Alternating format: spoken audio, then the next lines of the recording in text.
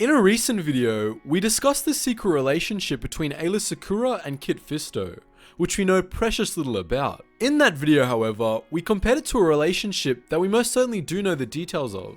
Obi-Wan Kenobi's relationship with Siri Tachi, a fellow Jedi.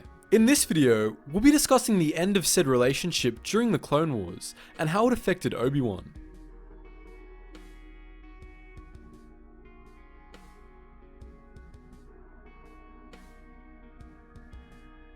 Siri Tachi was a Jedi that Obi-Wan had known since he was a mere initiate, and over the years, they developed a close bond that eventually became romantic. Both eventually decided to suppress the relationship for the sake of the Jedi Code, but Obi-Wan, nonetheless, allowed part of himself to love Tachi deeply, and she did the same. Not long into the Clone Wars, Tachi and Obi-Wan were once more paired in a mission to Azor. There, Taliesin Fry had bought a device capable of breaking any military code, with the intent of turning it over to the Republic. But the Confederacy had managed to track him. Azor's local garrison was badly outnumbered by the fleet the Separatists sent, and consequently so, the Jedi were forced to make desperate moves. Fry, alongside Senator Padme Amidala, were loaded onto a starship that was intended to take them out of harm's way before the battle began. As they fled, the Jedi led clone starfighter squadrons against swarms of tri-fighters unleashed by the enemy. Despite their best efforts, the Jedi were ultimately forced to prepare for a retreat, as the droids had crushingly superior numbers. During the Battle of Azor, Padme's ship was shot down, and Kenobi and Tachi went to rescue Amidala and Fry from the escape pods.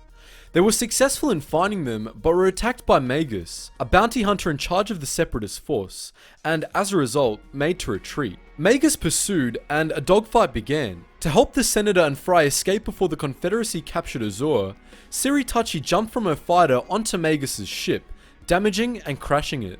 Obi-Wan immediately broke off and made for the wreckage.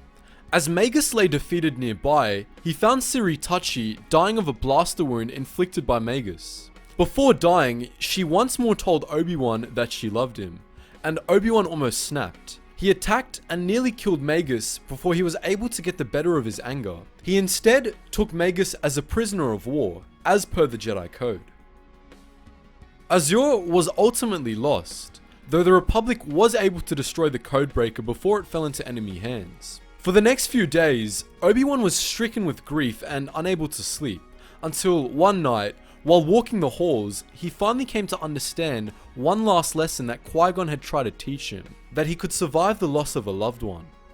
So that's the story of the Battle of Azor, a battle that nearly drove Obi-Wan to the dark side. Before you go, I'd love to hear your thoughts on the battle and what recommendations you'd have for a next battle video. I'd especially like to hear if you think Siri Tachi knew about Satine, or vice versa, so post your thoughts in the comments section below. Anyways guys, as always, thanks for watching, and I hope to see you in the next video.